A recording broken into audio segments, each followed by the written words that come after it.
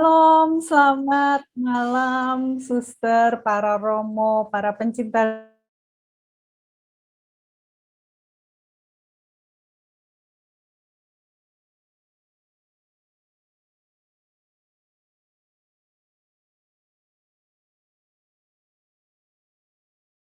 Wah, udah Kita 24. udah 24 kali Iya, ya. betul. Sudah 24. Nggak berasa ya, Mbak Dinar Iya. ya. Padahal waktu awal-awal kita mulai, kita nggak berpikir akan bisa sampai 24 kali. 2 lusin kawannya. Iya, udah 2 lusin nih ya. Luar biasa. Iya. Pelan-pelan makin lengkap nih yang kita pelajari, Iya, semakin lengkap, semakin dalam. Sambil mengingat-ingat nih Kak Onya ya, bulan lalu tuh kita temanya apa ya? Yang JVL 23 ya. Masih ingat nggak Kak? Ayo. Nih barangkali ada yang lain yang udah pernah tahu, mungkin selain Nah, aku, ada yang tahu JVL 23 temanya tentang apa? Ayo. ayo boleh buka YouTube komplit yang Bukan kuis kemarin. ya. Ini bukan kuisnya ya. Bukan kuisnya. Oh, ini bukan kuis, jadi nggak ada Bukan hadiah dong. nih Kak. Dapat hadiahnya, didoain aja nanti ya. Oh, apa sih Kak? Bocoran dong, yang kemarin tuh apa sih? Ada yang bilang tata letak gereja. Kayaknya Apakah bukan deh. tata letak gereja? Ada yang tahu apa tuh? Peran pelayan pembantu imam. Wih, mantap. Waduh, entap Ini sekali. siapa? Suaranya aja nih yang kedengeran. Iya, coba bisa tolong Ada buka suara kamera. malaikat nih. Mantap, baik. Terima kasih banyak, jawabannya tepat sekali. Nah, Bapak Ibu, para suster, para romo, teman-teman sobat pencinta liturgi, malam ini tuh kita akan membahas sesuatu yang ngeri-ngeri sedap. Ya, sih kaunya ngeri-ngeri sedap temanya. Film ya judulnya ya. Ngeri-ngeri sedap. Iya. Judulnya apa sih kaunya? Kita hari ini akan belajar mengenai makna kematian purgatorium. Bener, apa kan? tuh kematian? Kok apa nih purgatorium nih? Ngeri-ngeri sedap kan, ngomongin kematian kaunya. Iya, Ini betul. kayaknya bau-bau Halloween gitu loh, Kak. Wah, betul. Bau-bau Halloween. Apakah ada Halloween dalam gereja Katolik? Penasaran? Pengen tahu? Kita nonton. Nanti coba ditanyain aja ya kan. Betul sekali. Oke, kaunya bintang tamunya siapa dong kalau gitu? Narasumber malam kita siapa? Narasumber kita bisa dilihat. Aduh, saya gesernya kemana nih? Oh iya, tuh ada namanya langsung ya. Ganteng banget nih memang Romo. Kita adalah Romo Danto sebagai Ketua Komisi Liturgi KAJ. Halo Romo. Mana coba saya cari dulu Romo, selamat sore. Ih, gila kece banget nih, peralatannya makin kece ya sekarang ya Mbak Dinar ya. Iya, makin hari luar makin biasa. Iya. Baik, Mbak Dinar, mungkin tanpa berlama-lama lagi, sebelum kita memulai acara, kita berdoa dulu kali ya Mbak Dinar ya. Boleh, tapi singkat aja ya pokoknya, mohon maaf nih, karena kita udah agak late sebetulnya. Boleh, oke. Teman-teman semua, Romo, Suster, dan rekan-rekan pecinta liturgi lain, mari kita bersatu dalam doa, mari kita siapkan hati kita, dan nama Bapa dan Putra dan Roh Kudus, amin. Allah Trinitas yang bertahta dalam kerajaan surga, terima kasih atas berkat-Mu selama 1 minggu ini. Saat ini kami berkumpul secara virtual di ruangan Zoom ini untuk mendengarkan dan belajar bersama terkait dengan makna kematian dalam gereja Katolik. Bantu kami Bapa, mohon berkat-Mu untuk jalani acara ini, berkati pembicara, teman-teman semua yang hadir, semua peralatan, sinyal, dan semua dalam nama Tuhan Yesus.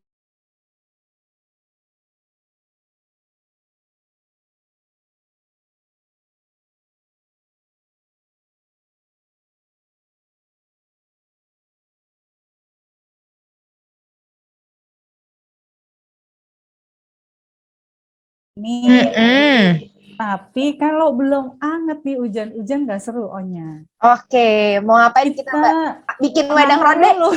Oh, kirain bikin wedang ronde. Kita pengantar dulu ya. Boleh.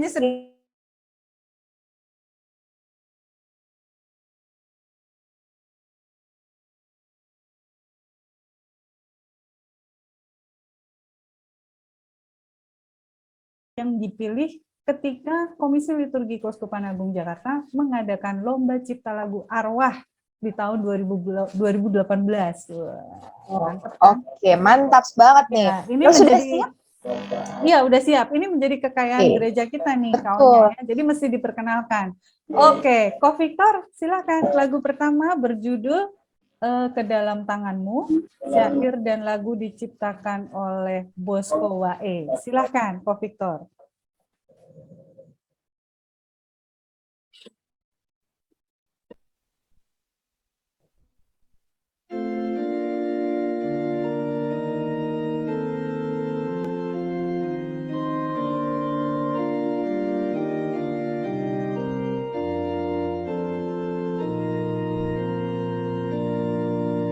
Ke dalam tanganmu, Tuhan dan Allahku, ku serahkan jiwaku. Berdiam dalam rumahmu, itu kerinduanku, para pengembara.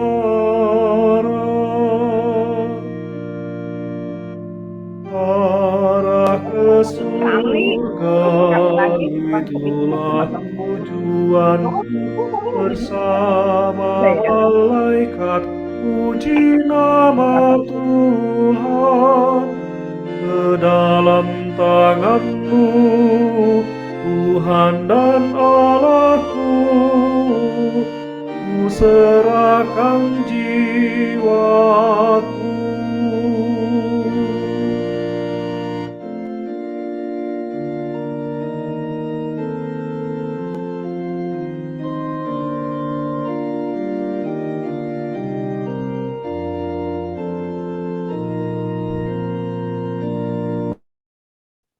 Iya, terima kasih Ko Victor. Baik, Bapak Ibu, para suster, kita langsung saja ya. Kita sapa ya kawannya. Ya. Romo Danto Oke. sudah siap. Pastinya sudah siap Ya. nih. Siap ya Romo ya? Saya langsung Ya, share dengan screen, senang ya. hati.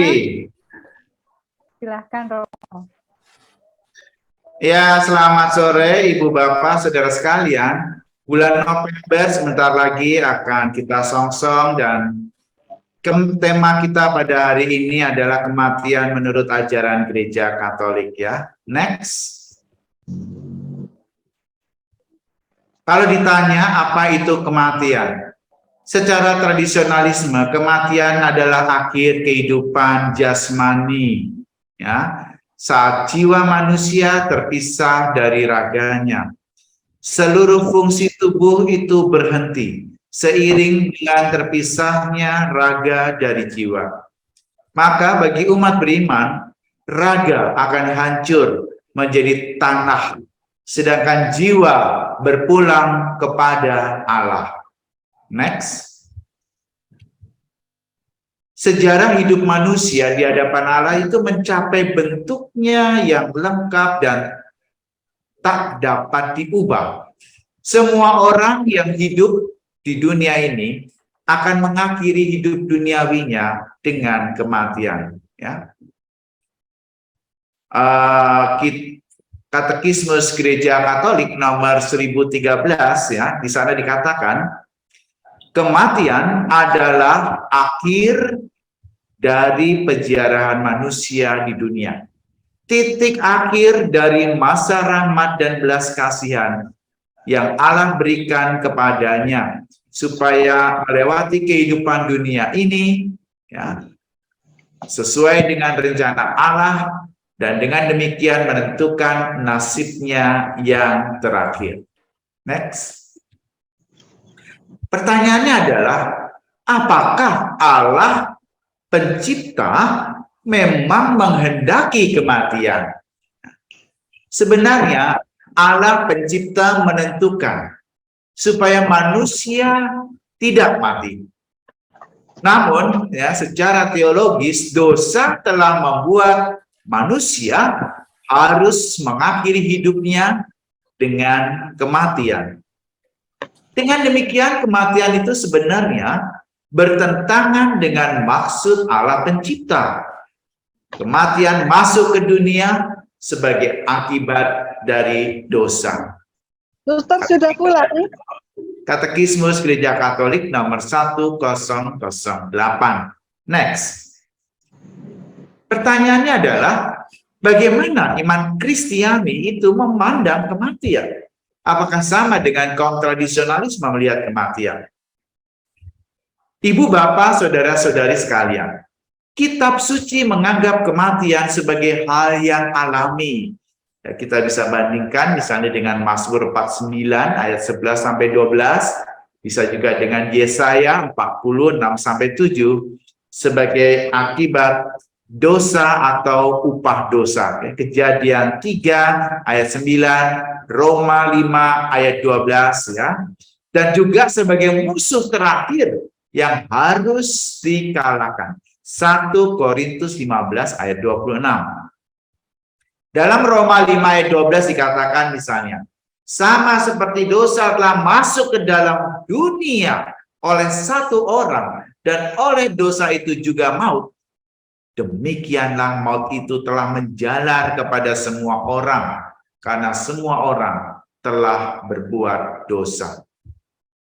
Dan sesuai dengan kitab suci, Gereja Katolik memandang kematian yang sifatnya alami itu terjadi akibat dosa. Next. Cara pandang gereja terhadap hal tentang kematian juga berdasar pada salah satu kitab Deuterokanonika. Nah, misalnya kita ambil kitab 2 Makabe 12:37 sampai 45. Dikisahkan, Yudas Makabe adalah tokoh yang menaruh harapan pada kebangkitan seperti tertulis. Sebab jika tidak menaruh harapan bahwa orang-orang yang gugur itu akan bangkit, niscaya percuma dan hampalah mendoakan orang-orang mati. Ya, ini pendapat dari Makabe ya, tertulis dalam kitab 2 Makabe Israel Perjanjian Lama. Next. Bahkan lebih kurang 2.000 dirham perak dikirimkan Yudas Makabe ke Yerusalem untuk mempersembahkan korban penghapus dosa bagi para prajurit yang gugur. Para prajurit yang gugur itu mati syahid, membela bangsanya. Namun berdosa, karena apa? Karena mereka menyimpan sebuah jimat dari berhala-berhala kota Yamnia di bawah jubah mereka. Dengan demikian, Yudas Makabe memiliki harapan akan usaha penghapusan dosa bagi mereka yang meninggal dengan salah. Maka pikiran yang mursid dan saleh ini, 2 Makabe 12 ayat 45, juga dilanjutkan.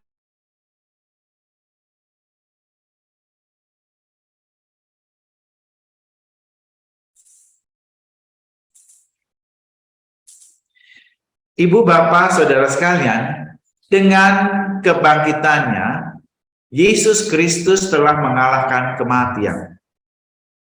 Dan dengan demikian juga membuka pintu masuk menuju keselamatan untuk semua orang. Katekismus Gereja Katolik 1019. Karya penebusan Yesus Kristus telah mengubah kematian menjadi berkat. Kematian yang pada mulanya dinilai negatif, kemudian menjadi bernilai positif. Next. Kalau demikian muncul pertanyaan lebih lanjut. Apa artinya kematian dalam Kristus? Kalau kita perhatikan dalam Ekaristi Arwah, doa privasi untuk misa arwah berbunyi, bagi umat berimanmu ya Tuhan, hidup hanyalah diubah, bukannya dilenyapkan. Hidup hanyalah diubah, bukannya dilenyapkan. Dan sesudah roboh rumah kami di dunia ini, akan tersedia bagi kami kediaman abadi di surga. Maka jika kita mati dalam Kristus, kita akan ikut ambil bagian dalam kebangkitannya. Kematian dalam rahmat Kristus adalah jalan untuk kembali ke pangkuan Bapa, mengalami kehidupan baru dalam kediaman abadi di surga. Next. Ibu Bapak, kalau pada 2 November kita berkunjung ke pemakaman kerabat, saudara, sahabat, ada tulisan RIP. RIP itu apa? RIP itu dari bahasa Latin requiescat in pace, atau dalam bahasa Inggris rest in peace. Artinya, semoga dia beristirahat dalam damai.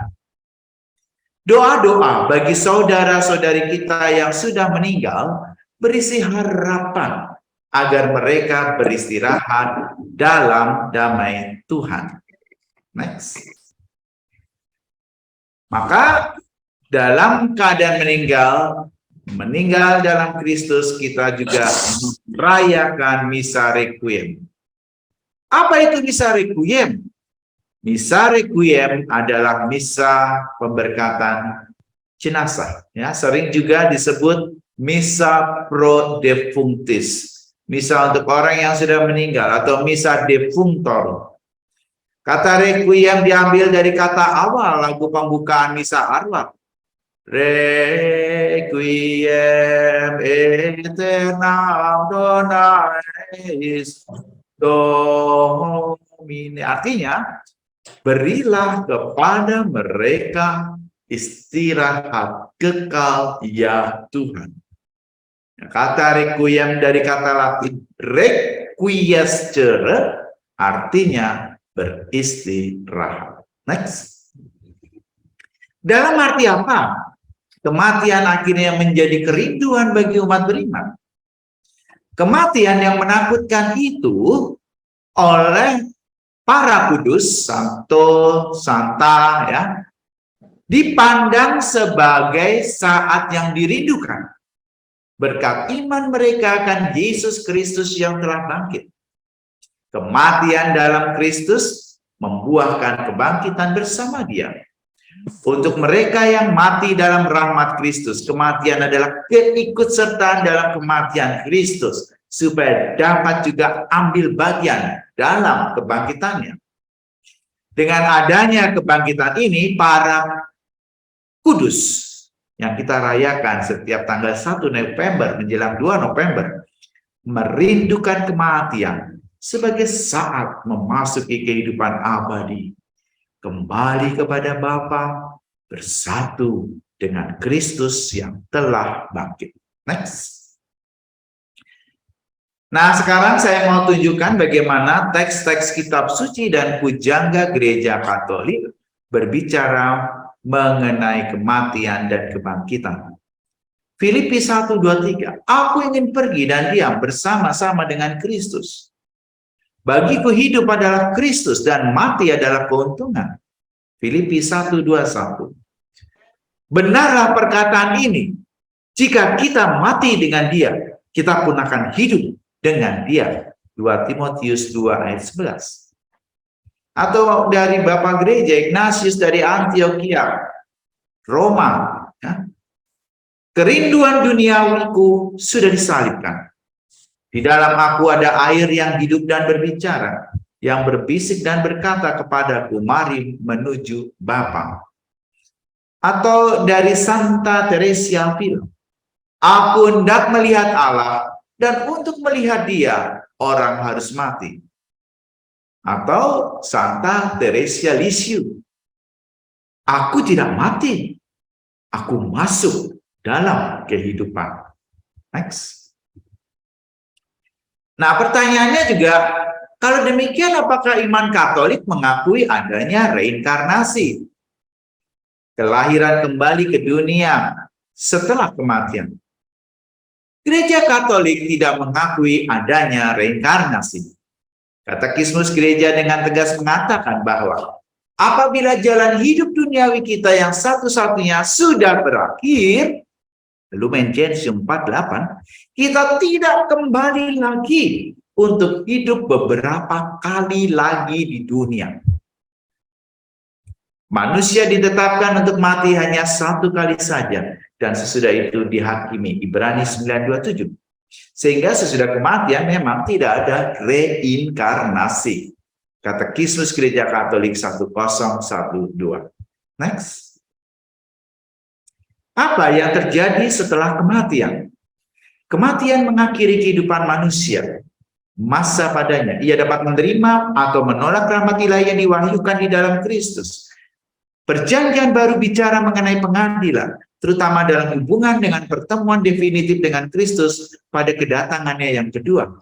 Tetapi berulang kali ia juga mengatakan bahwa setiap orang langsung sesudah kematiannya diganjari sesuai dengan pekerjaan dan imannya.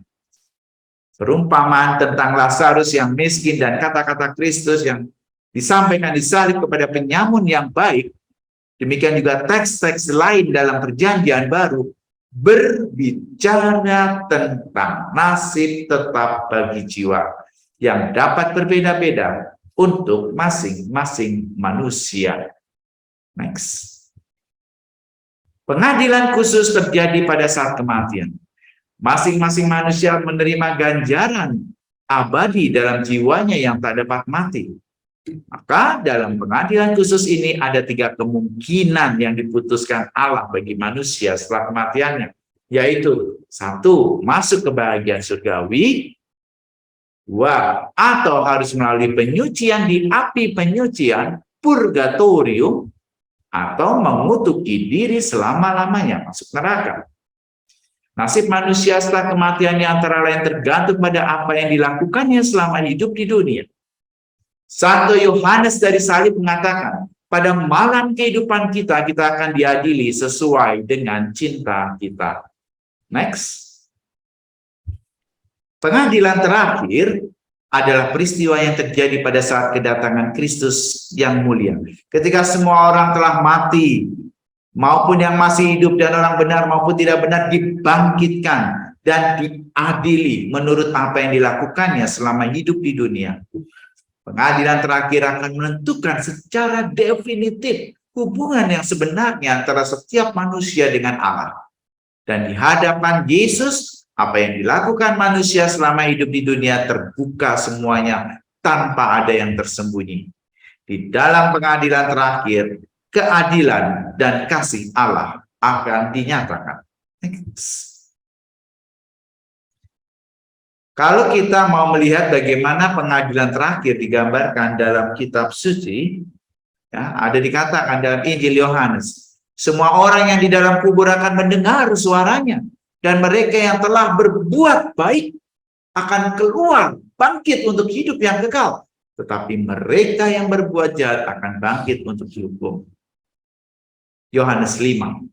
Pengadilan terakhir juga membuktikan bahwa keadilan Allah menang atas segala ketidakadilan yang dilakukan makhluk ciptaannya, dan bahwa cintanya itu lebih besar dari kematian. Next.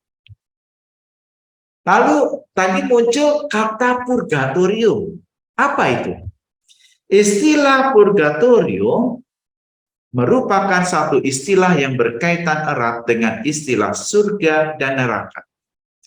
Agar dapat memahami purgatorium dengan baik dan benar, orang harus memahami surga dan neraka baik dan benar. Surga adalah keadaan atau tempat para suci menikmati damai dan kebahagiaan kekal dalam memandang, mencintai Allah. Dengan sebutan surga sebenarnya ingin mengungkapkan kebahagiaan manusia dalam kesatuannya dengan Allah. Next. Paham gereja tentang purgatorium itu bagaimana? Gereja memahami api penyucian, ya, pemurnian atau purgatorium sebagai suatu keadaan orang yang mati dalam rahmat dan dalam persahabatan dengan Allah, namun belum disucikan sepenuhnya. Mereka sudah pasti akan memperoleh keselamatan abadinya. Tetapi mereka masih harus menjalankan satu penyucian untuk memperoleh kekudusan yang perlu supaya dapat masuk dalam kegembiraan surga. Dan api penyucian itu sangat berbeda dengan neraka atau siksa para terkutuk yang menolak Allah secara definitif. Next. Tradisi gereja berbicara tentang api penyucian dengan berpedoman pada teks-teks tertentu dari kitab suci. 1 Korintus 3 maupun dari 1 Petrus 1. Kedua teks ini mengungkapkan berbagai pencobaan dan pemurnian yang harus dijalankan seseorang untuk membuktikan kemurnian iman yang nilainya lebih besar daripada emas yang fana, sehingga seseorang memperoleh puji-pujian dan kemuliaan serta kehormatan pada hari Yesus Kristus menyatakan dirinya. Next. Kita lihat contoh salah satu Bapak Gereja, Gregorius Agung, tentang purgatorium. Santo Gregorius Agung menyatakan kesungguhan akan api penyucian ini. Kita harus percaya bahwa sebelum pengadilan masih ada api penyucian untuk dosa-dosa ringan tertentu. Karena kebenaran abadi mengatakan kalau seseorang menentang Roh Kudus, dia tidak akan diampuni. Di dunia ini tidak, dan di dunia yang akan datang pun tidak. Matius 12:32. Maka dari ungkapan ini nyata bahwa beberapa dosa dapat diampuni di dunia ini, sedangkan yang lain itu di dunia lain. Ya, Katekismus Gereja Katolik 1031. Next. Maka istilah api penyucian sendiri sudah menunjukkan situasi manusia dalam keadaan pemurnian, penyucian sebagai persiapan untuk masuk surga. Hal ini dimungkinkan karena yang masuk api penyucian adalah orang yang mati dengan rahmat, tetapi hukuman dosanya belum tertebus. Next. Dengan demikian, situasi api penyucian ditentukan dengan jelas. Dari satu sisi, orangnya mempunyai rahmat, dan karena itu ia termasuk anggota surga. Tapi dari sisi lain, masih ada kedosaan juga yang kurang sesuai dengan surga. Maka supaya sesuai dengan keadaan surga, dia menjalani api penyucian, pemurnian, menjalani hukuman atas dosa-dosanya. Next. Konsili Trente tentang purgatorium. Konsili Trente mengajarkan api penyucian dan jiwa-jiwa di situ dibantu oleh sumbangan doa kaum beriman, terutama oleh kurban ekaristi yang berkenan kepada Allah. Konsili menandaskan kepada para uskup bahwa mereka harus berusaha supaya ajaran sehat mengenai api penyucian disebarluaskan. Dan khususnya terhadap umat yang sederhana, dihindari pikiran yang berbelit-belit, yang jelimet, yang ribet. Next. Nah, apa itu doa dan korban silih untuk jiwa-jiwa di api penyucian? Kita sering mendengarkan doa itu. Doa dan kurban silih untuk jiwa di api penyucian itu sangat bermanfaat. Gereja kaum musafir menyadari sepenuhnya persekutuan dalam seluruh tubuh mistik Kristus. Sejak masa pertama agama Kristiani, gereja dengan sangat khidmat merayakan dan mendoakan mereka yang telah meninggal. Mendoakan mereka yang meninggal didasarkan atas paham. Kita semua, kendati pada taraf dan cara yang berbeda, saling berhubungan dalam cinta kasih yang sama terhadap Allah dan sesama, dan melambungkan nada pujian yang sama kehadirat Allah. Sebab semua orang yang menjadi milik Kristus dan didiami Roh-Nya berpadu menjadi satu dalam gereja dan saling berhubungan dalam Dia. Ya, Lumen Gentium 49. Next. Nah, kerap kali muncul pertanyaan, apakah orang Katolik boleh dikremasi? Kremasi secara Katolik. Kremasi suatu yang baru ya dalam tradisi Kristen Katolik.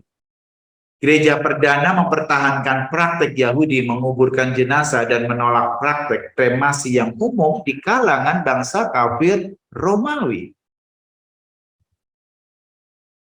Dasar dari ketentuan ini adalah bahwa Tuhan menciptakan setiap orang seturut gambar dan citranya.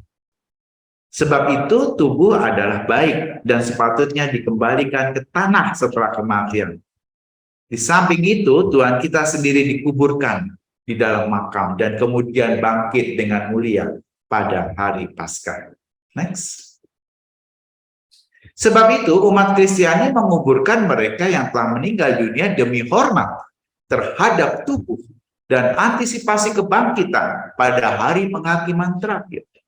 Santo Paulus mengingatkan kita, sebab pada waktu tanda diberi, yaitu pada waktu penghulu malaikat berseru dan sangkakala Allah berbunyi, maka Tuhan sendiri akan turun dari surga dan mereka yang mati dalam Kristus akan lebih dahulu bangkit. 1 Tesalonika 4. Next. Nah, kita lihat sekarang dari hukum kanonik. Kitab Hukum Kanonik 1917 bicara apa mengenai kremasi. Kitab Hukum Kanonik yang lama tahun 1917 nomor 1203 melarang kremasi dan menetapkan agar jenazah umat beriman dikuburkan. Pengecualian diberikan apabila terjadi kematian massal dan adanya ancaman tersebar luasnya suatu penyakit. Kepada mereka yang meminta agar tubuhnya dikremasi setelah kematian, tidak diberikan pemakaman gerejawi. Ya. Next. Kita lihat dokumen yang lain. Dokumen Piam et Constantem. Tahun 63, ya, pada saat Konsili Vatikan, ya, gereja mengklarifikasi ketentuan ini. Kongregasi Ajaran Iman yang dikenal sebagai Holy Office menerbitkan suatu instruksi Piam et Constantem yang menyatakan praktek saleh yang tetap di kalangan umat Kristiani dalam menguburkan tubuh umat beriman yang telah meninggal dunia merupakan objek perhatian dari pihak gereja yang ditunjukkan dengan menyediakan baginya ritus-ritus yang sesuai demi mengungkapkan secara jelas simbolisme dan makna religius dari pemakaman. Dan juga dengan menetapkan hukuman kepada mereka yang menyerang praktek yang luhur ini. Next. Maka gereja mengizinkan kremasi dalam kebutuhan-kebutuhan khusus, tetapi melarangnya bagi siapa saja yang mempergunakannya untuk melawan iman. Ya. Next. Kita lihat kitab hukum kanonik yang digunakan sekarang tahun 1983, Kanon 1176. Gereja menganjurkan dengan sangat agar kebiasaan saleh untuk mengebumikan jenazah dipertahankan. Tetapi gereja tidak melarang kremasi. Jadi sejak KHK 1983, gereja tidak melarang kremasi. Kecuali jika cara itu dipilih demi alasan yang bertentangan dengan ajaran Kristiani, ya. Sejauh biasa-biasa saja oke, tapi sejauh itu demi alasan tentang Kristianitas, nah itu tidak diizinkan. Sebab itu orang dapat memilih untuk dikremasikan apabila ia mempunyai niat yang benar. Tetapi abu jenazah wajib diperlakukan dengan hormat dan sebaiknya disemayamkan di sebuah pemakaman atau kolumbarium. Kolumbarium adalah tempat penitipan abu jenazah. Next. 21 Maret 1997. Kongregasi Ibadat Ilahi dan Tata Tertib Sakramen memberikan suatu indult. Indult adalah izin khusus melakukan sesuatu yang tidak lazim. Indultnya apa? Indult wewenang kepada masing-masing uskup diosesan menetapkan kebijakan mengenai dapat atau tidak dihadirkannya abu jenazah dalam misa pemakaman. Ya. Next. Bagaimana dengan abu jenazah? Kongregasi menekankan bahwa abu jenazah wajib diperlakukan dengan hormat dan wajib disemayamkan sesudah misa pemakaman. Bandingkan dengan ad resurgendum cum Christo. Next. Karena itu, perlakuan terhadap abu jenazah harus satu dihormati, dua tidak dengan menyebar dan membuang, tetapi dengan cara ditenggelamkan ke dasar laut atau ditempatkan di kolumbarium atau sacred space, ruang suci. Lalu berapa lama arwah didoakan? Nah, kalau di Vatikan sana tidak ada ya misa arwah ya. Tetapi tradisi budaya Indonesia, tradisi setempat mengatakan ada 7 hari 40 hari, 100 hari, 3 tahun, 1000 hari. Memang hukum kanonik tidak mengatur.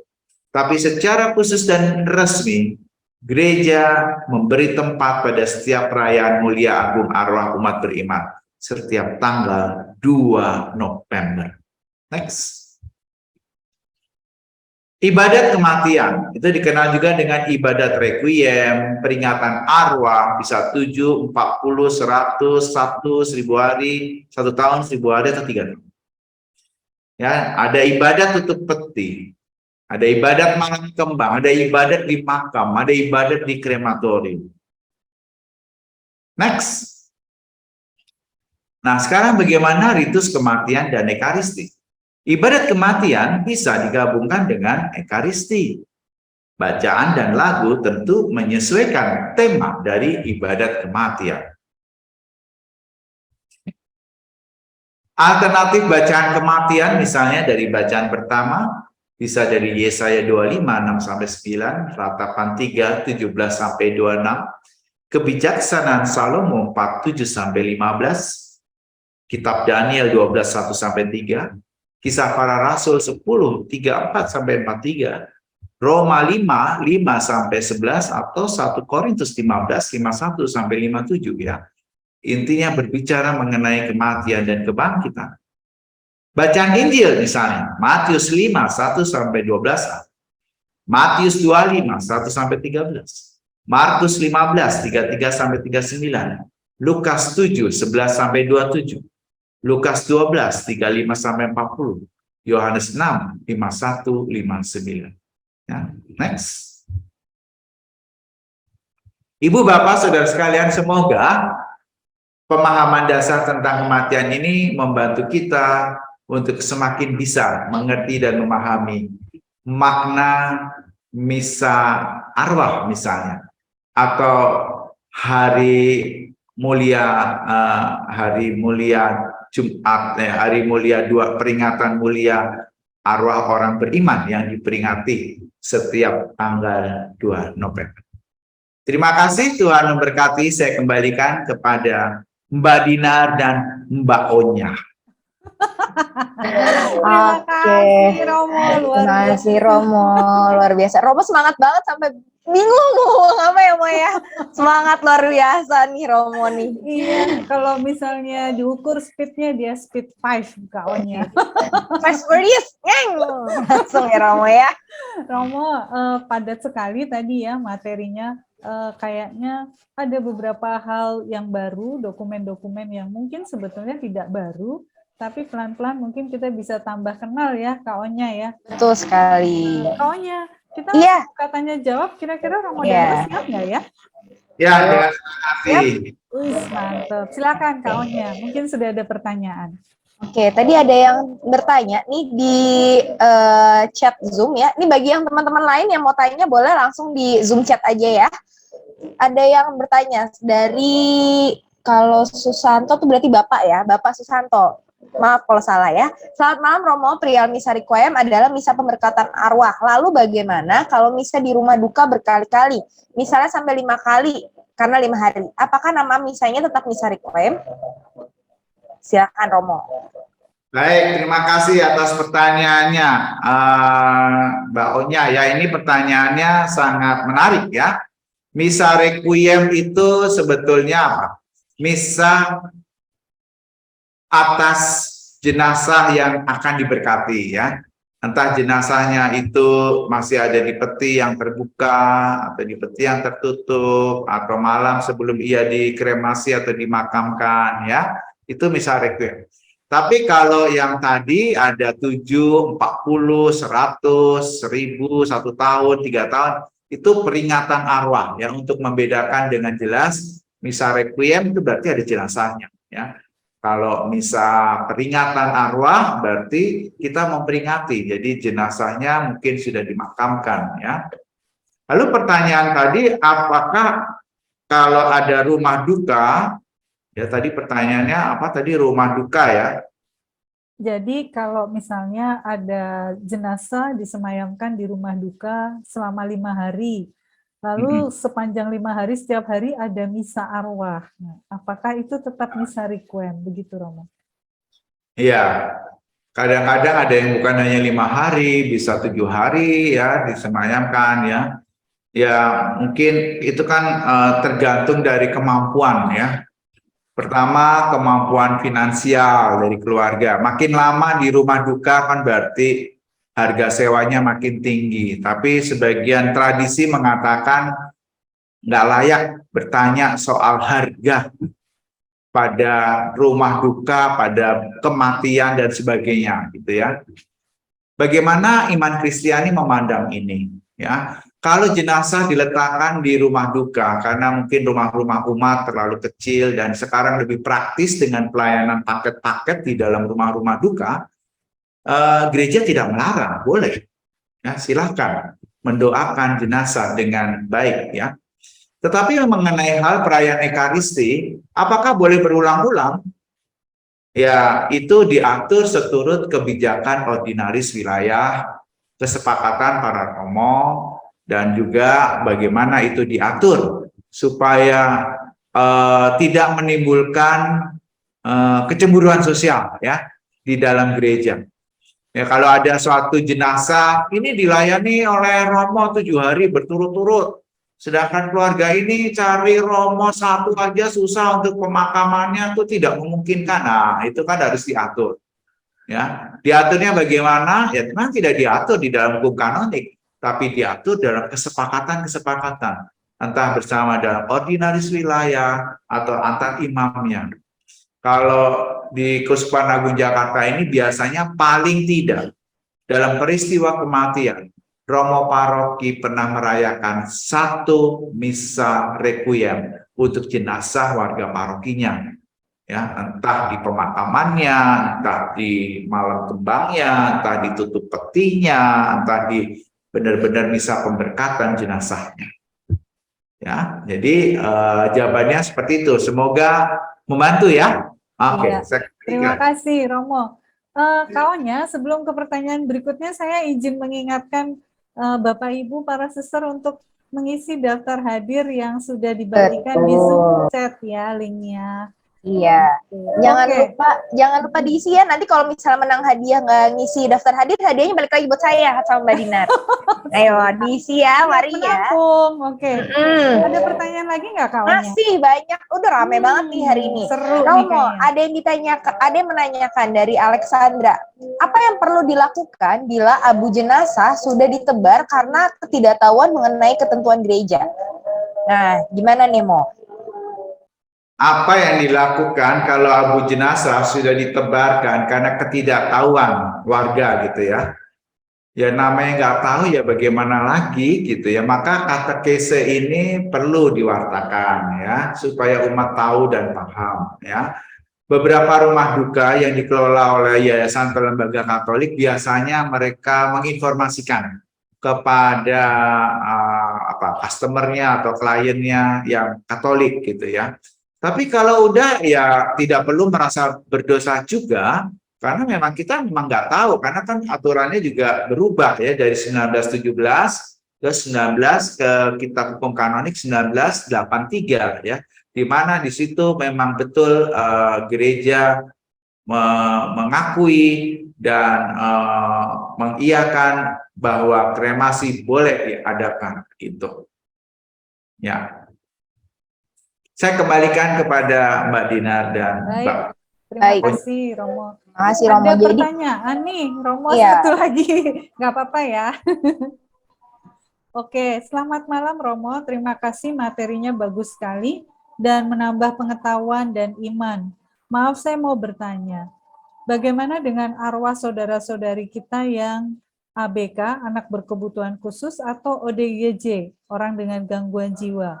Mohon penjelasannya. Jadi mungkin maksudnya apakah tetap diperingati, dikenang?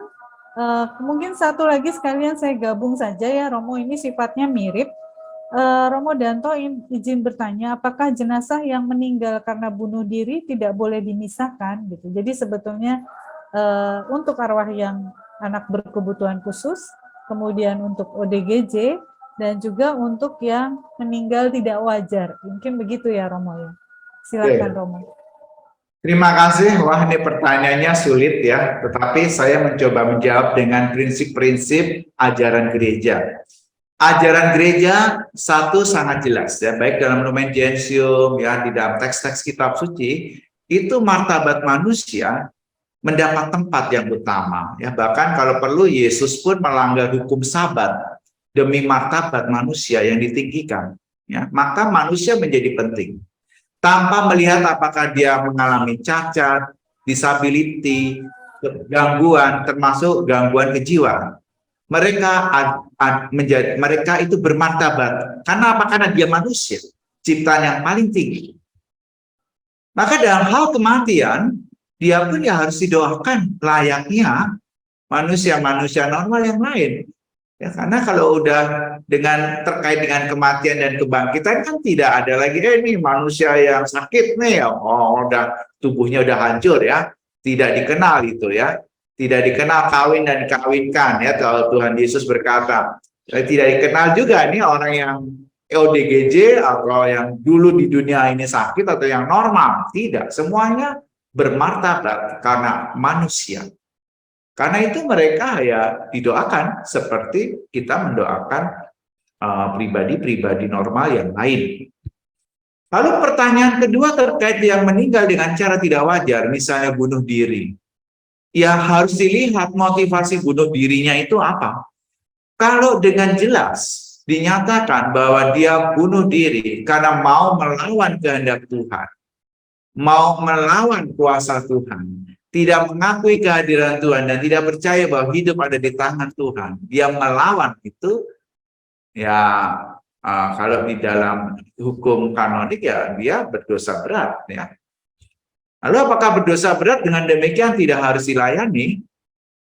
Ya, ini dikembalikan kepada ordinaris wilayah gitu ya, para uskup ya. Kalau uskup melihat bahwa kita mau menghadirkan belas kasih Tuhan, belas kasih Allah, ya mungkin dihadirkan wajah Allah dengan berdoa bersama, tapi mungkin tidak dengan ekaristi, karena terbukti bahwa dia melawan kehendak Allah. Tapi kalau bunuh dirinya itu dalam kondisi tidak ada intensi khusus melawan Allah, ya karena saya bosan hidup aja, saya sudah menderita dengan KDRT ini, saya sudah hopeless, tak ada harapan. Dia tidak melawan Allah, tapi dia ingin mengakhiri hidupnya. Ya, kalau eutanasia itu kan ada eutanasia yang sifatnya langsung, ada yang tidak langsung. Ya. Nah, berkaitan dengan bunuh diri karena motivasi yang kurang jelas, kita harus menganggapnya bahwa itu bukan melawan kehendak Allah misalnya, tapi karena faktor-faktor psikologis dan sebagainya. Nah, seperti itu tetap harus dilayani. Gitu ya. Apakah harus dengan ekaristi?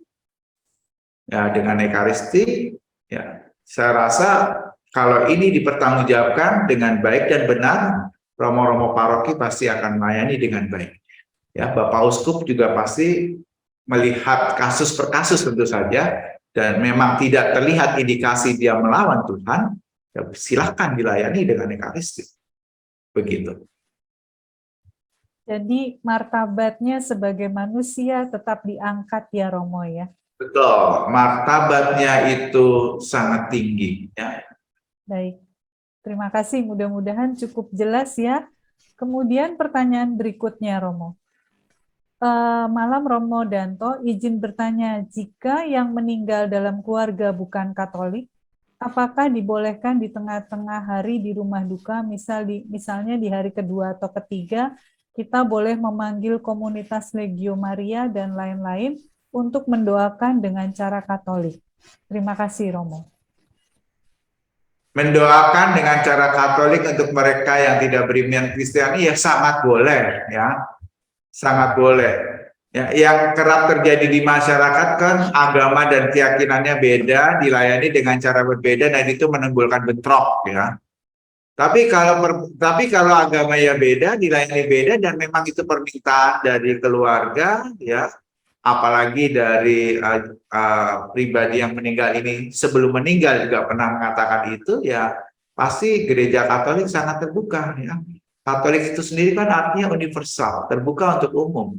Bahkan jiwa-jiwa yang tidak Katolik pun kita doakan kok. Kalau kita lihat doa syukur agung misalnya ya, di semua doa syukur agung kita berdoa untuk mereka yang pertama yang beriman kepadamu yang telah dipanggil. Yang kedua, untuk mereka manusia ya yang telah kembali kepadamu. Itu apapun keyakinan dan imannya kita doakan dalam doa syukur agung kita. Jadi Kristianitas, Katolisitas ini sangat terbuka ya, boleh didoakan.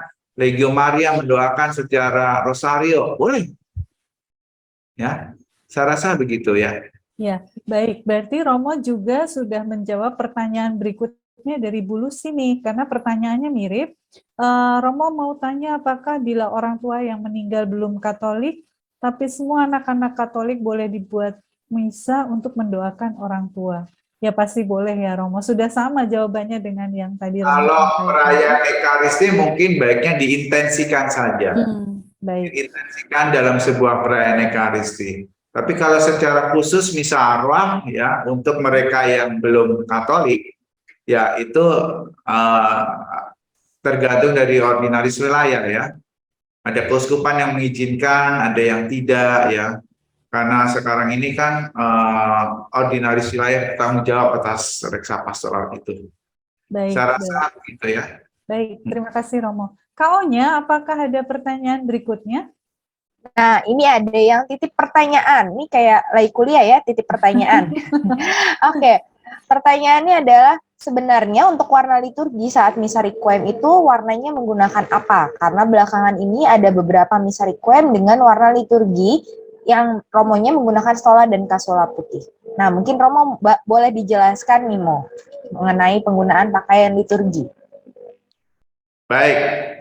Apa warna liturgi untuk misa-misa requiem? Pertama tentu saja yang lazim adalah warna ungu. Ya, mengapa? Pemahamannya adalah persekutuan umat beriman ini yang sedang merayakan Ekaristi bersama yang sedang berduka karena kehilangan orang yang dicintainya, ikut berduka dan ikut memberi pengharapan. Kamu tidak sendiri, kita bersama-sama kamu, mari kita saling meneguhkan, gitu ya. Tapi sekarang ini ada banyak kematian dengan menggunakan warna liturgi putih, ya. Karena ada anggapan bahwa kami tidak berduka, kami gembira dia meninggal. Ada orang yang gembira karena meninggal, nggak tahu kenapa ya, gembira karena paham misalnya, paham bahwa dia pasti di surga. Gitu ya, gembira karena dia sudah tidak menjadi beban keluarga karena sakitnya itu butuh biaya yang cukup banyak. Kami sudah angkat tangan dengan dia melepaskan diri dari, dipaksa tanda kutip melepaskan diri dari mesin hidup, otomatis langsung mati, tapi kami bisa lega karena biaya yang cukup berat misalnya membebani. Jadi gembira gitu ya. Nah sekarang kalau mau gembira mau bagaimana ya? Mereka menggunakan warna putih atau kuning gitu ya. Meskipun ini juga masih sangat jarang ya. Beberapa yang lazim adalah warna ungu atau dulu, sekarang di beberapa negara Eropa masih ya menggunakan warna liturgi hitam sebagai tanda duka cita dan perkabungan. Ya. Hitamnya liturgi dengan hitamnya budaya kadang beda. Putihnya liturgi dengan putihnya budaya beda. Putih bagi sekelompok budaya tertentu artinya ya kematian. Ya. Maka bagi mereka ya pakai putih saja gitu. Semoga membantu. Ya, saya kembalikan kepada Bu Dina atau Mbak Onya. Oke, sip. Kamu satu lagi boleh nggak mau? Iya, Romo masih ada waktu kan? Ya, 5 menit lagi masih boleh. Boleh. Oke, baik. Oke. Satu lagi ya Mo, saya bacakan. Selamat malam Romo, izin bertanya, apakah ada petunjuk dalam agama Katolik dalam memakamkan jenazah yang dilakukan atau ditumpuk di makam yang lama? Terima kasih Romo. ditumpuk di makamnya keluarga sendiri, kerabat gitu ya. Sejauh dimakamkan ya tentu saja tidak ada larangan, dong, kremasi aja nggak dilarang ya. Bahkan kalau di biara-biara kita lihat beberapa jenazah karena kekurangan lahan di dalam biara, anggota biara pun itu tidak dimakamkan tapi ditembok. Ya, makam Romo Sanjoyo itu yang ada di Kerkhof, Mentilan. Ya, kalau mungkin pernah ke sana, itu makam para Buddha, Romo dan beberapa awam dimasukkan di dalam tembok. Nanti kalau sudah menyusut ya, tulang-tulangnya dijadiin satu ya nggak apa-apa, mungkin dimakamkan di situ dengan tulisan Romo siapa saja yang itu 1, 2, 3 ya nggak apa-apa juga. Ya, yang penting adalah perlakuannya tetap dengan hormat. Ketika memindahkan tulang-tulang itu ya dengan doa, dengan ibadat ya. Ketika menggali dengan hormat dan sebagainya ya. Bahkan saya menggantikan imam yang meninggal karena COVID. Ya, imam ini dikremasi atas izin uskup diizinkan. Setelah kremasi diletakkan di peti yang kecil dan setelah itu baru dimakamkan. Ya. Nah sekarang kalau ditumpuk misalnya jenazah pasangan suami istri yang suaminya meninggal lebih dulu, istrinya ditumpuk ya nggak apa-apa, tidak ada larangan, boleh gitu ya. Yang penting bahwa perlakuannya tetap harus dengan hormat, begitu.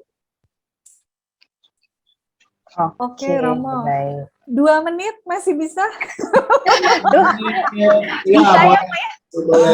Oke, ini banyak Boleh. pertanyaannya Romo soalnya.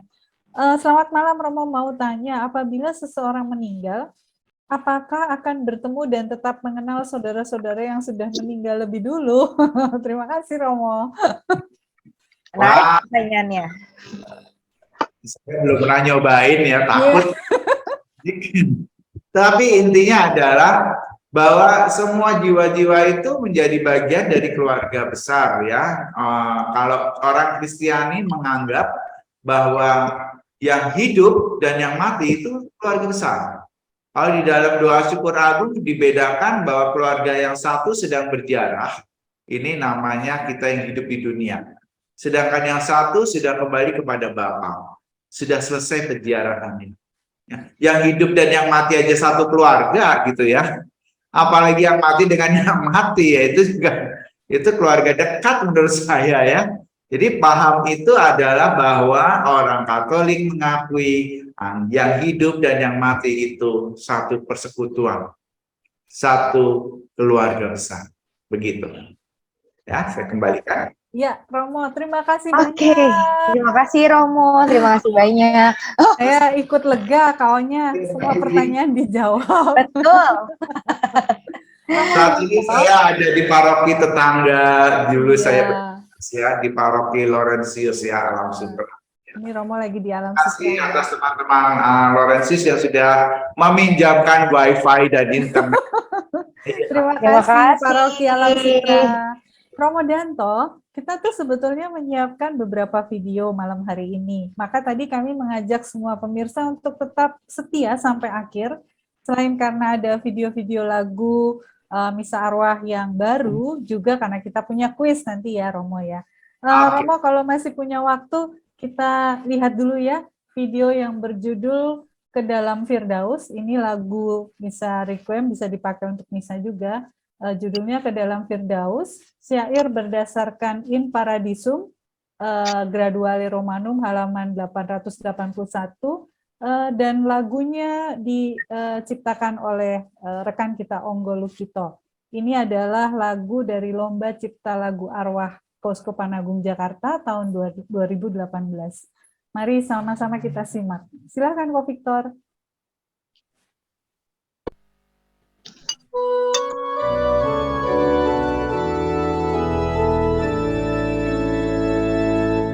Ke dalam Firdaus, semoga malaikat mengantarmu, semoga para martir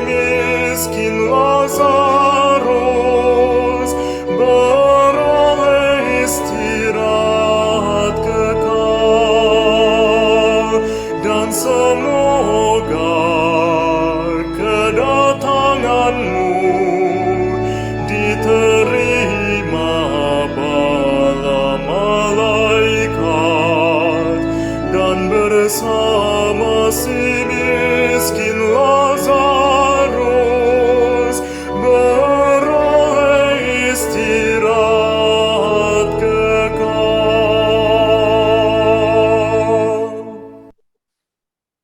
Terima kasih. Romo Danto, kita foto dulu ya. Boleh Oke. dong, masih ada 1-2 menit, boleh ya? Dari tadi saya minta 1-2 menit terus nih. Request terus. Boleh Iya, yang lainnya oke. di-on-kan kameranya ya. Ayo, tunjukkan muka-muka happy karena malam ini malam minggu. Boleh ditunjukkan wajah-wajahnya. Ayo, Lalu kita foto boleh dulu yuk. berpose ya. Boleh dibuka-buka nih kameranya, yuk mari. Mohon bersabar karena ada 2.000 halaman ya. Iya Jadi nih, ada yang mohon dari Solo, dari bersabar. Cilacap, luar biasa malam hari ini DKO-nya. Oke, iya betul, luar biasa rame banget ya hari ini ya. Oke, kita foto bersama-sama terlebih dahulu. Boleh tunjukkan huruf L sebagai liturgi. Kita senyum ya. Tahan dulu. L, 1, 2, 3. Oke, Mantap. tahan dulu. Oke. Ini kayaknya juga ada yang dari Indonesia Timur loh KO-nya. Wow, ramai sekali. Iya, seru. Ya. Sebetulnya Oke. masih banyak pertanyaan. Yang masih kepo boleh ya. Oke, Iya. tahan lagi senyumnya sekali lagi. Lagi ya? 1, Siap. 2, 3. Oke. Sip. Lagi sekali lagi ya. 1, 2, Banyak 3. ternyata, Kak. Banyak banget. Yuk, 1, 2, 3. Oke, sudah Kak Dinar. Iya, terima Terima kasih. kasih. Bapak Ibu, bila masih ada pertanyaan, silakan pertanyaannya disampaikan ke alamat email ini. Nanti akan kami coba sampaikan ke Romo Danto dan akan dijawab tentu. Baik, silakan. Masih ada kuis ya kawannya ya? Masih ada kuis. Penasaran nggak tuh? Sekarang apa nanti sih? Mau sekarang apa nanti? Ayo. Nanti aja gimana? Soalnya masih Boleh. ada satu video menarik nih. Betul, boleh. Mungkin kita boleh dengarkan video satu lagi kali ya, Kak Dinar. Sambil Betul. inget-inget, tadi Romo ngasih materinya apa ya? Karena nanti akan keluar di kuis seperti itu. Sambil mengendalikan materi. Iya, gitu diingat-ingat. kita menikmati lagu arwah yang sebetulnya bisa digunakan untuk misa, untuk lagu pembukaan. Nah ini karena lagunya, beatnya gitu menarik dan ada nuansa Tionghoa juga musiknya. Ini judulnya Terimalah Dia di Surga. Syair dan lagu diciptakan oleh Kakak Natalis Natalianto, KU-nya. Wah, ada Kak Natalis yang membuat lagu. Iya, dan ini juga adalah salah satu karya terbaik dari Lomba Cipta Lagu Arwah KAJ tahun 2018. Silakan Ko Victor.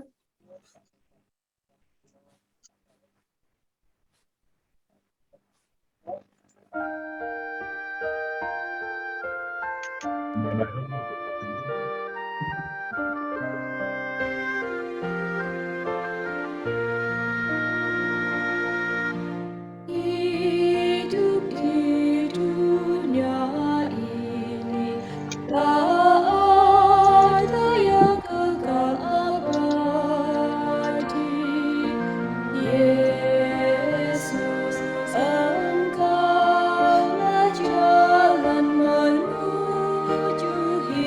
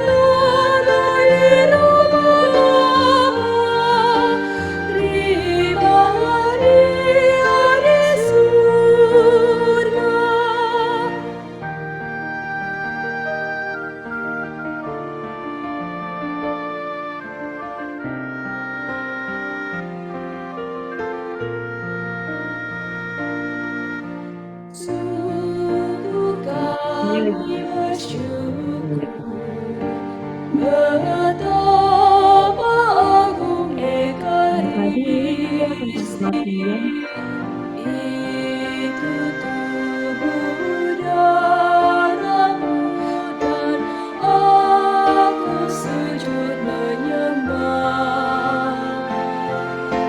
Purnamu disalib yang selamatkan umatmu.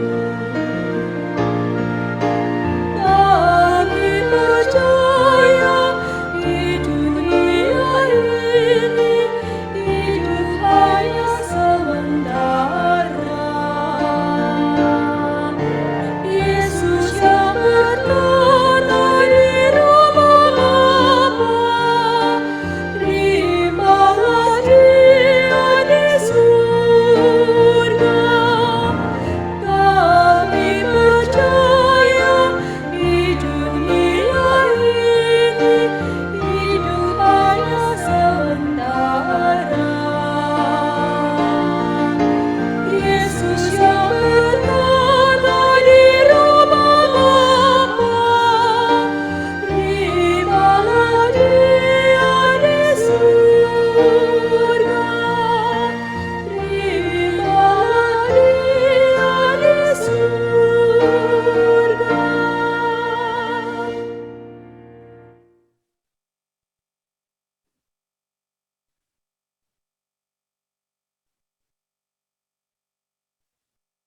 Wih, luar Oke. biasa. Keren ya lagunya ya, Betul, luar kawannya. biasa ya. Jadi vibes-nya nggak terlalu sedih ya. Jadi happy seperti tadi Romo Danto bilang bahwa kita bahagia saudara kita sudah kembali kepada yang penciptanya. Gitu ya Kak Dinar Luar ya. biasa. Kaunya kita udah nggak sabar nih mau denger soalnya apa sih kuisnya. Waduh, yang pegang kuis kayaknya Kakak Dinar nih. Saya udah kasih ke kaunya loh. Waduh. Penasaran nggak nih saya? Udah siap emangnya untuk kuis nih? Ayolah, Jari-jarinya, saya sih siap. Saya yuk, siap jawab. jari-jarinya boleh ya dilemaskan terlebih dahulu ya Oke. biar bisa langsung siap-siap di keyboard karena nanti yang kita pilih adalah hanya satu ya Kak Dinar ya. Hanya Cuma satu satu? saja, satu aja. Pasti hadiahnya Ya. istimewa kalau cuma Luar satu ya. biasa, istimewa deh Oke, pokoknya. Jadi silakan disiapkan jari-jarinya, siap-siap di keyboard ya, jangan sampai ada salah ketik, jangan sampai typo. Oke. Oke, nah baik, ini hanya untuk yang di Zoom ya, jadi yang belum ikut Zoom masih ada di YouTube, ayo buruan, masih ada 1 menit sebelum kita bacakan pertanyaannya, buruan masuk ke Zoom, biar bisa ikutan, karena lombanya kan jadinya kuisnya, hanya bagi yang mengikuti channel Zoom saja, yang YouTube belum bisa, gitu. Aduh, Dan kapan jangan ini lupa kaunya? Kapan isi. YouTube-nya bisa ikut kuis? Ayo, kapan ya? Jangan lupa isi daftar hadir juga, Kak Oh Dinar. ya. Iya, kalau udah menang, namanya gak ada, alamatnya gak ada, kita nggak bisa hubungin. Ya mohon maaf buat saya. Kasih ke sama saya. Kak Dinar. Iya, betul sekali. Kan ada yang istimewa tadi ya. Ya. Oke. Nah, bagi yang udah menang, nah gantian ya, jangan ikutan lagi biar bagi-bagi sama yang lain hadiahnya. Tapi ini kayaknya banyak yang baru ya, Kak Dinar ya. Iya, Jadi, terutama yang dari Solo, Cilacap, Tegal, macem-macem ya. Surabaya, Kupang, Wah. Oke, siap-siap ya. Pertanyaan udah siap? Udah siap? Ya, oke. Pertanyaannya nanti jawabannya langsung ditulis aja ya, jangan dibicarakan, langsung ditulis aja di chat. Oke, siap-siap ya teman-teman komplit, siap untuk ngecek jawabannya. Nanti siapa yang benar? Siap. Oke, pertanyaannya, apa arti istilah dalam bahasa Latin requiescat in pace? Sekali lagi, apa arti istilah dalam bahasa Latin requiescat in pace? Iya, ayo buruan dijawab. Ayo. Bahasa Indonesia kan jawabannya bahasa Indonesia ya. Dong. Iya, bahasa Indonesianya. Pelan-pelan yo, ngetiknya jangan sampai typo yo. Iyalah. Jangan sampai pada typo. Ayo. Sudah? Oke, boleh dihitung mundur Kak Dinar? 1, 2, 2,5, salah ya. 3. Hitung mundur ya? Ya, Iya. 5, 4, 3, 2, 1, habis. Oh. Ya. Biar cepet juga hari ini. Oke, boleh dicek-cek kakak-kakak dari Komlit. Ada satu nih Hmm. kakaknya ya, rata-rata Iya. sih kurang ya. Nah, Karena kan jawabannya apa ada nih di bahasa kurang Indonesia. nih? Ini istirahat dalam damai kurang lengkap, Hmm, beristirahat di hmm. damai kurang lengkap ya. Semoga beristirahat dengan damai kurang lengkap. Ada satu yang lengkap, Ini satu-satunya ada yang satu, lengkap kaunya. satu-satunya ya. Iya, jawabannya Dia dia beristirahat beristirahat dalam damai. Selamat Ya. kepada Pak Susanto. Susanto. Gimanakah Pak Susanto? Iya, Pak Susanto, Bisa buka halo. kamera. Halo. Waduh, Wah, kita dapat. ini dia. Taunya. Halo. Oh, ini dapat bocoran nih pasti. Udah Semangat, skripnya duluan kaunya. Apa? Aku udah siapin tulisan ripnya, ternyata bahasa Indonesia yang ditanya. Iya, Oh, bahasa Indonesia. Oke, Selamat Pak baik. Susanto ya, luar Baik. biasa. Tetangganya Pak. Kak Onya ya? Pak Susanto sudah mengisi daftar hadir ya, Pak ya? Udah, tapi nama saya Oke. Robertus Susanto di sana. Oke, siap. Robertus Susanto. Baik, terima kasih, Pak. Iya, Dari teman-teman Pademangan. dicatat ya dengan Bapak Siap. Robertus. Robertus Susanto.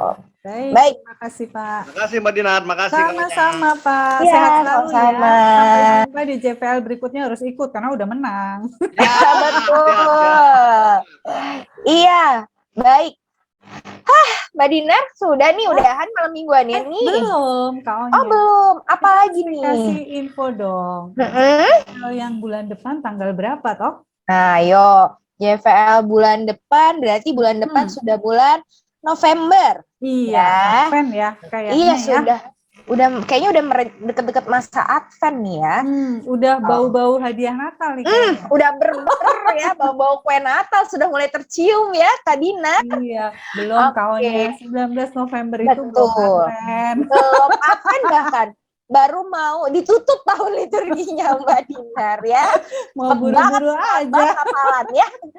Oke, ya Bapak Suster, Bapak Ibu, untuk jumpa virtual liturgi di bulan November akan diadakan di hari Sabtu tanggal 19 November 2022 di jam yang sama ya, di link YouTube yang sama, tapi Zoom-nya tunggu informasi dari kita. Makanya tadi Ya. udah ngisi daftar hadir. Betul, Kak, siap. supaya Nanti bisa kita dikirimin. infoin. Iya. Oke. Kita punya Facebook nggak sih Kak Onya buat jaringan Punya. informasi? Ada Punya. Facebook ya, Facebook di Komisi Liturgi KAJ. Jangan lupa jangan lupa di add dan di like ya, biar tidak ketinggalan. Dan jangan lupa juga untuk like, subscribe ya untuk channel YouTube-nya Komisi Liturgi KAJ. Ya, Oke. biar jangan sampai ketinggalan informasi nih, biar ada bel-bel kalau udah ada mau JVL lagi. Ya. Gitu. Oke, Kaunya kita sudah sampai di penghujung ya. Kalau Oke. sudah dibuka dengan doa, kayaknya juga harus ditutup dengan Harus doa tutup dong. dengan doa. Tentu saja, Kak Dinar. Siapa Iya. nih yang akan memimpin doa? Siapa ya? Oh, siapa yang Saya mau cari memimpin doa? Wah, ada yang Siapa semangat ya? banget. Udah kedip-kedip nih Mbak Dinar buat memimpin doa. Udah dikodein. Kok mimpin doa pakai kedip-kedip ya? Nah kan, kedip-kedip coba. Iya, marilah kita tutup jumpa virtual liturgi kita ini dengan doa. Silakan Kak Nugi. Romo sudah meninggalkan tempatkah? Sudah kebetulan. Sudah, berarti tidak ada stok Romo ya di ruang virtual ini ya. Iya, kebetulan Romo Almo juga belum hadir Kak Nugi. Baik, kalau gitu mari para suster, ibu bapak, saudara-saudari yang terkasih dalam Kristus, kita tutup acara kita dengan doa. Dalam nama Bapa dan Putra dan Roh Kudus. Amin. Allah Bapa penuh kasih, kami mengucap syukur atas penyelenggaraan-Mu dalam hidup kami. Kami juga mengucap syukur atas pengetahuan liturgi yang telah kami terima pada acara jumpa virtual liturgi pada hari ini episode ke-24. Kami mohon kepadamu, biarlah Roh Kudus-Mu senantiasa mencerahkan akal budi dan hati kami, supaya kami senantiasa bersemangat untuk menghayati iman kami dari perayaan liturgi ke dalam kehidupan kami sehari-hari. Dan juga kami dimampukan untuk bersemangat berbagi wawasan yang telah kami terima. Kami memohon kepadamu agar kami senantiasa Engkau mampukan untuk lebih memilih sikap rendah hati di saat kami berbagi wawasan iman dengan saudara-saudari kami. Melalui Roh Kudus-Mu, kami juga memohon agar kami senantiasa memiliki sikap batin dan jasmani serta akal budi yang tepat untuk memahami liturgi dengan lebih baik lagi, sehingga kami semakin pantas merayakan setiap sakramen yang boleh kami terima sebagai anugerah dan berkat-Mu bagi kami. Dan akhirnya kami boleh berharap pemahaman dan penghayatan kami semakin lebih merdeka lagi di dalam merayakan liturgi. Kiranya wawasan kami terhadap tema yang kami terima hari ini dapat semakin kami hayati dan dapat berbuah di dalam kehidupan kami. Dan biarlah penghayatan atau pelayanan kami kelak menjadi daya yang memperkuat kami dalam menapaki jalan-jalan kesucian dalam keseharian kami. Doa ini kami sampaikan kepadamu, Allah Bapa yang Maha Kuasa, dengan perantaraan Yesus Kristus, Tuhan dan Juru Selamat kami, yang bertahta bersama dengan Dikau dan Roh Kudus, meraja dari awal mula, kini dan selama-lamanya. Amin. Amin. Dalam nama Bapa dan Putra dan Roh Kudus. Amin. Nah, sebentar Bapak Ibu, saya punya pantun nih, biar tutupnya tuh closingnya asik gitu loh. Sik. Jangan lupa dijawab cakep ya Bapak Ibu ya. Ini Mbak Dinar mikir dari 1 bulan yang lalu soalnya. Yoi. Oke, malam minggu keliling Jakarta naik delman. Mantap. Jangan lupa beli salak 1 pedati. Asik. Banyak banget nih. Belajar Oke. liturgi tidak akan pernah bosan. Mantap. Berkat Tuhan akan melimpah sepanjang hari untuk kita Asik. semua. Amin. Terima kasih Bapak Ibu. Terima kasih Asik. semuanya. Terima kasih, Suster. Sampai jumpa di JVL bulan depan. Stay close with liturgi. Dadah. Yes. Tuhan memberkati. Dan sampai jumpa. Terima kasih. Terima kasih. Terima kasih. Terima kasih.